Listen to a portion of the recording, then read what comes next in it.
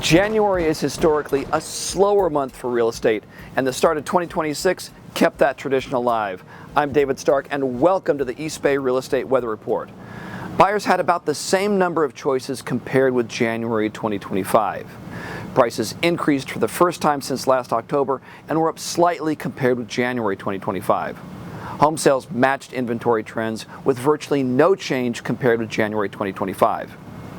880 Corridor is up first for our look at local markets. Homes for sale, very mixed. Up in Fremont, Hayward, and Newark, down in Oakland, San Leandro, and Union City. Prices mostly down. Castro Valley dropped to 1.1 and Oakland down to 700. Sales also mostly down, especially in the smaller communities, Castro Valley, Newark, and San Lorenzo. West Contra Costa County is up next. Homes for sale, mixed. El Cerrito and Richmond way down. Hercules, Pinole, and San Pablo all up at least 25%. Prices mixed. El Cerrito and El Sobrante both up at least 10%, while Pinole down to a little more than 700. Sales mostly down or unchanged. El Sobrante only 4 sold. Richmond up a bit with 29 sold. Now we're in central Contra Costa County. Homes for sale, mostly up. Big increase in Pleasant Hill and Walnut Creek, 33 for sale, up more than 20%.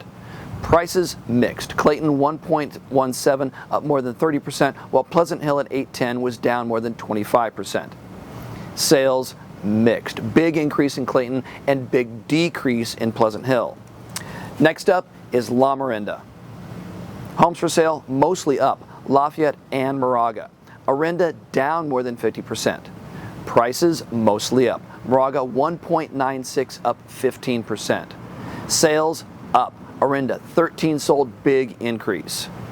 We're in the Tri-Valley next.